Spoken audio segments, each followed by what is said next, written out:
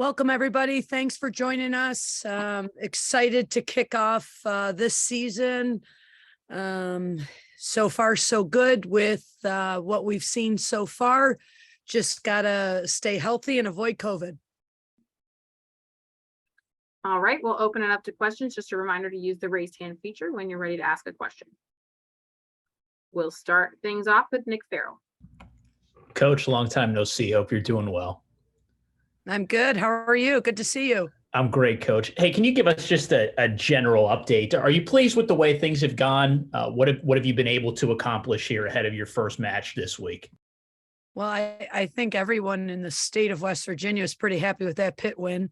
So I think my hope is that we set the tone for everybody else. The other two footballs heading into those games. But, it's always exciting when you have super seniors return.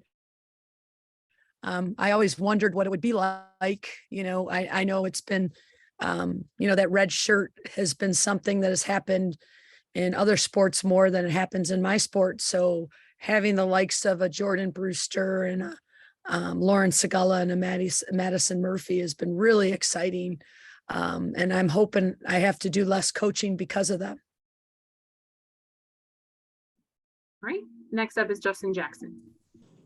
Hey, Coach, how you doing? Good, Justin. How are you?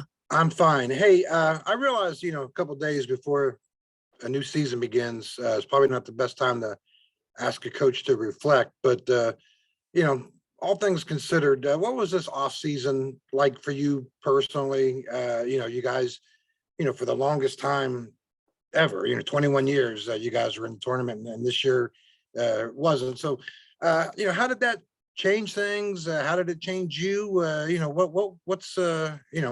was this off season like for you? Yeah, you're right. I'm always trying to stay relevant, Justin. So I'm always reflecting, especially 27 years in. Couple things that I was very mindful of this off season. We haven't had a off season in 2 years. We played through all of last season. We never stopped playing. We were us in the ACC and the SEC. We never had an off season. So, and then COVID, we never had an off season. So really our team culture was a real big focus of ours of how, you think after so many years doing this, the team would really have a good understanding. And I just wanted to make sure we had a really good understanding of who we are and what we wanted to do this upcoming season, because pressure is a privilege. 21 straight NCAA tournaments, there's an expectation now. There's an expectation of greatness. And when that happens, I have to live up to that because I am the one that is the leader and I should be accountable for that. So it was really important for me to go back and reflect and really understand where were the breakdowns, because it starts with me, and then do everything in my power to make sure that that situation isn't a repeat. So again, with any successful organization, it starts with your culture and the pillars of your success. And we really had to focus on what was going to hold us up to get back to the NCAA tournament and to continue to win championships, because that's the pressure now. So when you talk to your players now about starting anew, I guess, is that the way you kind of bring it up to it ended, but we can get it started again, or do you even mention that kind of stuff at all to your bunch? Oh no, there's kids came to West Virginia to win championships. There's players on the team. Jordan Brewster will tell you it's revenge tour. Yeah. She'll tell you times 100. So, this is not, and winning's hard, right? We had so many ties last year. We still had a winning season, and, that hurt us not, pulling out games and doing the things we needed to do. But, none of these women were satisfied. They have a high standard of excellence, and know that getting to the NCAA tournament is absolutely important. Now, as you know, I'm definitely a coach that wants to focus on the positive, but at the end of the day, that's a fact. It's not a myth that we didn't make the NCAA tournament. The Right. fact is, we tied Texas, we beat Texas, we're probably in. So the game's about inches, and the game's about doing the little things to make the big things happen. So, that's something that at the end of the day, we talk about, but also knowing moving forward, mentally, physically, technically, tactically, we have to be sharper. And in order to be sharper, you got to go back to failure, and failure is your best motivator and your best Oh, yeah. teacher. So Hey, that's kind of where one I'm at last right one. One last one for me, Coach. How to put this? Comparing sports a lot of times can be apples to oranges, and obviously, success in one sport is different and success in another sport. But do you think, can you just put into words the success you had? 21. I'm trying to think. If the basketball team went to 21 straight NCAA tournaments, it would be, huge. And if the football team went to 21 bowl games in a row, it would. You know what I mean? And you can't compare sports, obviously, but I mean, do you think something like this could ever be reached again at West Virginia? Or, I mean, what, just your thoughts, I guess. Yeah. I think it's a terrible disease that I have, because you never really think and go, wow, we've made 21 straight. You're always looking at the next year and the next year and the Sure. next year, right? So I do believe that the 21 teams that achieved those NCAA tournaments have so much to be proud of. And it is, I will say this. How about if I say this? Only 9 other teams up until last year have done it in women's soccer. So Right. we were one of 8 or one of 9, and Olivia can share that statistic. So now we're talking the elite programs. So it's pretty elite what we did. Now I hope to God somebody else does 22, especially at West Virginia. Nothing would make me happier than, I'm the OG Brown, but the new Brown gets that championship game. Nothing would make me happier than, Dawn coming in new, and Dan and whomever does that. It's, we're a team, but it's pretty amazing if you think about it, that we were able to do what we did for so many years. Thank you, Coach. Appreciate it. Right, our next question will come from Kevin Kinder. Okay, Coach, you opened the door a little bit with that, and you mentioned Wait, Kevin, where are you? I want to be where you are. that's my reminder. That was my summer trip. That's Edinburgh Castle in Scotland. Nice, fun. Yeah, Okay, it sorry. was no, that's okay. It's just to remind me of what can be. You mentioned improving some things to get back to it. Do you have some specific goals? I mean, so many of your teams were so great defensively. Other teams just couldn't score on you. So, you got one and you were off and on your way. Is that your game plan, or are there other things you can improve on, you feel like, that give you different avenues to getting back? Yeah, I think I don't want the team to be burdened because we didn't score last year, right? So I guess, yes, that's obvious. And the spring was a lot about how are we composed in front of the net? How are we, finishing quickly, little windows? How are we creating windows? How are we making sure that we're creating windows and creating chances? With that being said, my whole thing is just do your job. Like, Jordan Brewster, you're a center back. You cannot be worried about scoring right now.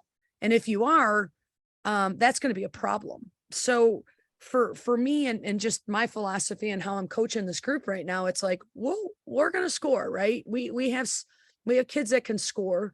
We definitely have to have them have a very good understanding of their job and be consistent. We're all hunting greatness, and greatness is just consistency. And that's what we lacked last year. Is this team a little better balanced maybe than last year's? Yeah. And last year, this team, knock on wood, I don't even want to say it, but we got hurt. No excuses. We have a little bit more depth this year. So that always makes a coach feel a little bit, but that's the reality. I mean, and we do have depth. So the reality is we have depth, knock on wood, no injuries, no COVID.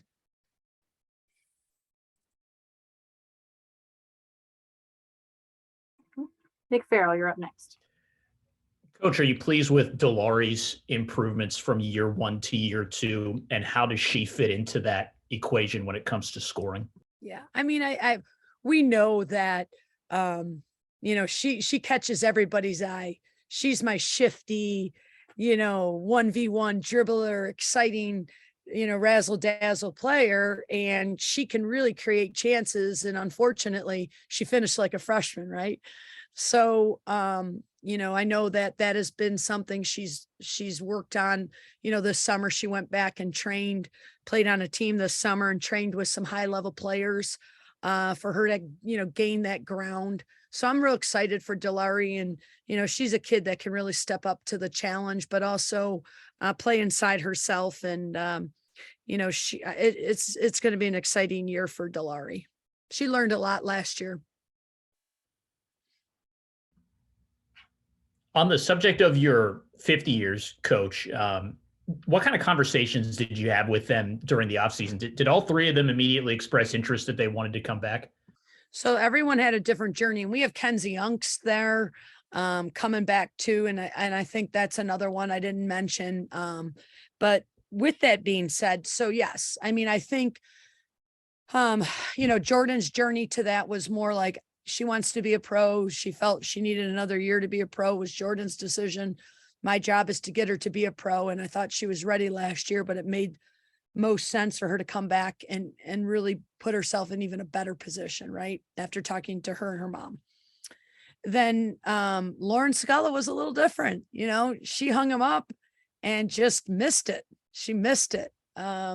So that was exciting. I got a phone call in July, and it was an early Christmas present that Lauren Scala wanted to come back. And, so we're real pleased about that one. And, the same thing with Maddie, that one was a little earlier on, and, she felt like, she didn't want to hang up her collegiate boots yet.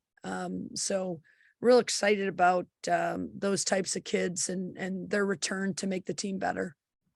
So on the subject of Jordan Brewster, you've had a great track record with Mountaineers who have played her position that go on to have outstanding pro careers. How close is she? Where does she need to improve to really be capable of taking that next step? Yeah. I mean, every kid needs speed of play. So I think when you go from college to pros, it's always the speed of play. Everybody's thinking on the same high level. So I would say Jordan just needs to play the ball quicker.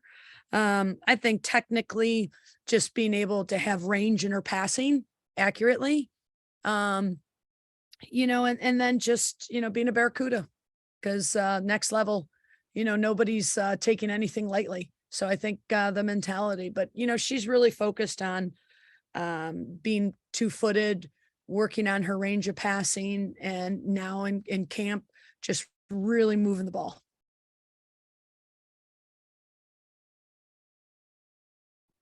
Kevin Kinder, go ahead. This is kind of in line with Justin's question about comparing sports, but we cover other sports where people are really anxious to go pro or to explore greener pastures. That doesn't seem to be the case here either, from what you're saying this year and in most other years. Your players seem to be more level-headed and realistic about assessing what they do well and coming back. I mean, is that just a thing that you find across college soccer? Yeah, I think for us, what we've been able to do that has really been a great opportunity has been we play in the spring pro teams. So we played Racing Louisville last year, or 2 years ago, whatever that COVID all season year. And Jordan was like, whoa, so I think if some of Huggs's guys got to, get up against the Nuts or whoever, I think they'd probably go, oh, wait a minute, this Golden State Warriors, so I think that was definitely something that looked, Jordan in the face, and to the credit of my staff, that it's you're going to develop here, and this is an environment because of, what we created here, that she can develop more. So I think it's a twofold. And does it help too that you have sent people on to obviously the pros and to the international level? When they talk to them, they come back and say, we can really tell you what it's like. Yeah. And I've been so blessed with, for me, it's about the weddings and the relationships, getting invited and my alumni, always, are more than willing to talk about their experience, and how it's prepared them for the pros. And just I guess, what is it called? The saying, like, why coach is so crazy, but it makes sense. So just buy into the process, right? All right, and our final question today will come from Nick Farrell. Coach, is there a status update that you can share on Kenzie when she will be back and available for you guys? Yeah, we're hoping somewhere at the end of August. That's the hope. I got to talk to medical again. So that's the hope. But again, we don't want to push her too much. We want to be real, I guess, safe and lean more on the conservative side than the aggressive side. But I'll tell you what, nobody's working harder than Kenzie Youngst right now. And it's just amazing to see how she's embraced this adversity and hit it head on. All right, that'll do it for us today.